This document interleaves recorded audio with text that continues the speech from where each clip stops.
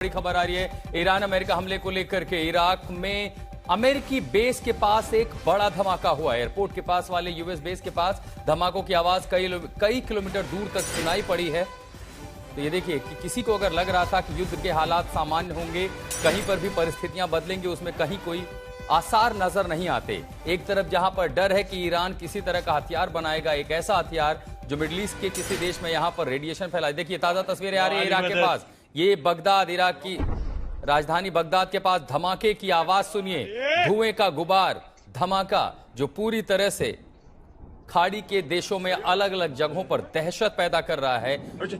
इसीलिए एक सवाल उठ रहा है कि कहीं अमेरिका और इजराइल ने ईरान की ताकत को कमतर आंकने की कोशिश तो नहीं की, कहीं उनके इवैल्यूएशन में कोई कमी तो नहीं दिखती। बगदाद में अमेरिका का यह बेड़ा है, अमेरिकी एयर बेस है, उसके पास आप एयर स्ट्रिक भी देख पा रहे हैं और यहां पर धमाका हुआ है। और यह संभवतः जिस तरह का धुएं का गुबार है उससे ऐसा अंदाजा लगाया जा सकता है कि ये किसी मिसाइल का काम नहीं है, बल्कि ये संभवतः 136 जो ड्रोन है ये उससे किया हमला हो सकता है। सबसे ये देखिए, हाँ बिल्कुल हम तस्वीरों में देख पा रहे हैं, ये ड्रोन हमें दिखाई पड़ गया है। देखिए ड्रोन वहां से गुजर रहा है, ड्रोन और सबसे बड़ी मुसीबत दरअसल यही ड्रोन है, क्योंकि इनके आकार की वजह से, लो फ्लाइंग ऑल्टीट्यूड की वजह से ये ड्रोन डिटेक्ट नहीं होते हैं, लेकिन ये धमाका कर बैठते हैं। लगभग 30 से 35 किलो वॉरहेड ले जाने की इनकी क्षमता, और जहां गिरेंगे वहां क्रेटर बना देंगे। देखिए तस्वीरों में वो ड्रोन, ये देखिए, ये रहा वो ड्रोन, ये ड्रोन फ्लाई करता है, आ रहा है ईरान की ओर से और धमाका करता है। तो बगदाद के पास लगातार कई सारे हमले हुए, एयरबिल बेस के पास धमाका हुआ है, और अब एक अमेरिकी बेड़े के पास, अमेरिकी बेस के पास, जहां पर उसकी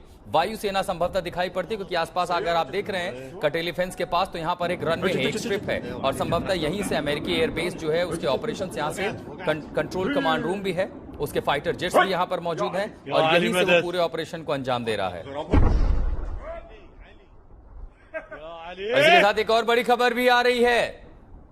तो एक तरफ ईरान जहां धमाकों को अंजाम दे रहा है, वहीं स्ट्रेट ऑफ हॉर्मुज को लेकर के बड़ी खबर यह है कि अमेरिकी सेना ने दावा किया है कि हॉर्मुज जलडमरू मध्य से ईरान का सफाया कर दिया है। अमेरिका ने दावा किया है कि अरब सागर, फारस की खाड़ी, हॉर्मुज स्ट्रेट के पास अब ईरानी नेवी का कोई जहाज नहीं है, यानी Arabian sea, gulf of Persia, Hormuz जलडमरू मध्य के पास अब ईरानी नेवी का एग्जिस्टेंस नहीं है। जो जहाज थे उन्हें नष्ट कर दिया था। सेंटरकॉम ने लगातार तस्वीरें जारी की थी, उसमें दिखाया था कि कैसे ईरान के नेवल फ्लीट को एक के बाद एक पानी में ही दफन कर दिया गया। अब स्ट्रेट ऑफ हॉर्मुज विश्व का प्रमुख समुद्र जलडमरू मध्य है, जिसके वजह से ईरान वहां चेतावनी दे रहा था।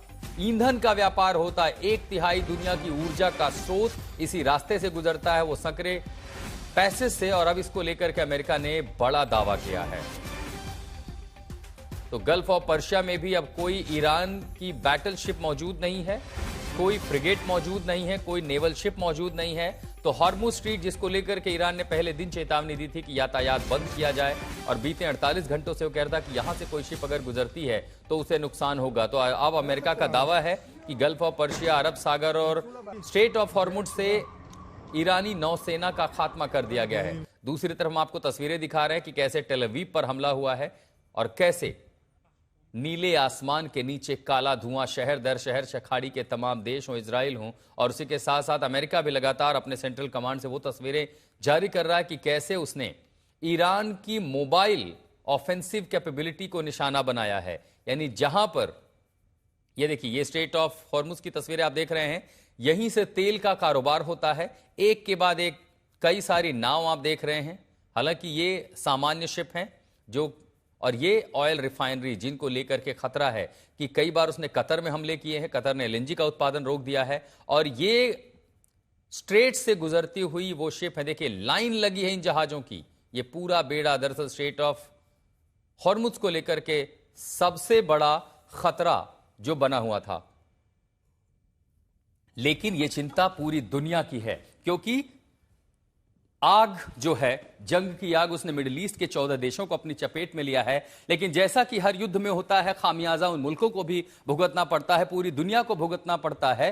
जब युद्ध के हालात होते हैं, क्योंकि एक वैश्विक संकट है। और वो वैश्विक संकट अगर भारत के नजरिए से इस नक्शे पर मैं आपको दिखाने की कोशिश करूं तो आप बेहतर समझेंगे। मसलन ये लाल सागर है, इस रेड सी में पहले से ही खतरा हमास युद्ध के बाद था, क्योंकि जो यमन है इस इलाके में वो कह रहा था कि लगातार लाल सागर को हम निशाना बनाएंगे और यहां से भी जो मध्य पूर्व के देश हैं यहां से तेल का कारोबार होता है, और उसने कई बार अमेरिकी जहाजों को वहां पर नुकसान पहुंचा है। फिर उसके बाद गल्फ ऑफ एडन में आते हैं, एदन की खाड़ी में भी यहां से भी जो तेल गुजरते हैं, देखिए यहां पर भी जहाज इस समय मौजूद हैं, रेड सागर में भी जहाज मौजूद हैं, लेकिन सबसे ज्यादा जो मूवमेंट है वो इस इलाके में होती है। खासकर यहां पर कई सारे जहाज हैं जो लाइन में हैं, और ये वो जहाज हैं जो दरअसल भारत की ऊर्जा की जरूरतों को पूरा करने के लिए आ रहे हैं, यानी भारत के जहाज हैं जो भारत की ओर आ रहे हैं। इसी के साथ उन जहाजों की अगर आप संख्या देखें तो यहां 24 है, मतलब ये है स्ट्रेट ऑफ हॉर्मुज। अगर आप समझाऊं मैं तो ये है वो पतला सा नैरो इलाका जो आप देख रहे हैं, बहुत इसमें अब आप समझिए कि यहां पर सैकड़ों जहाजों की श्रृंखला होती थी, लेकिन लाइव ट्रैकर बता रहा है कि इन जगहों पर अब जहाज है नहीं। तो इसके इस हिस्से में, यानी इसके ठीक ऊपर, ये ईरान की टेरिटरी है,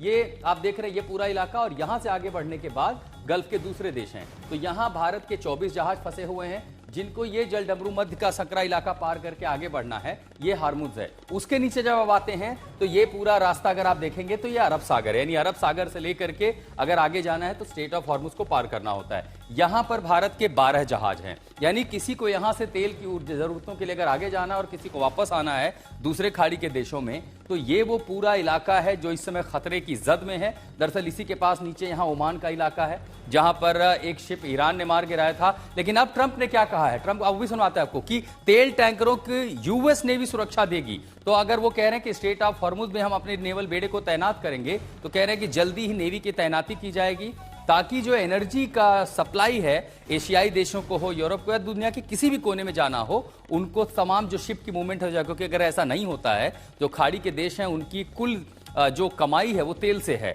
और अगर वो नहीं होगी तो अमेरिका पर दबाव बढ़ेगा। और उसी दबाव के चलते संभवतः ट्रंप ये कह रहे हैं कि सुचारू ऊर्जा प्रवाह सुनिश्चित करेंगे। उसके लिए अगर जरूरत पड़ी अमेरिकी नेवी की तैनाती की जाएगी, फाइटर जेट भी स्क्रैम्बल करेंगे ताकि वो प्रोटेक्ट करें। इसीलिए वो कह रहे हैं कि ईरान की नेवी को इस इलाके में नेस्तो नाबूद कर दिया गया। तो कह रहे हैं कि अब नेवी की तैनाती होगी, तो क्या दक्षिण के हिस्से से लेकर के ऊपर तक नेवी की तैनाती होगी,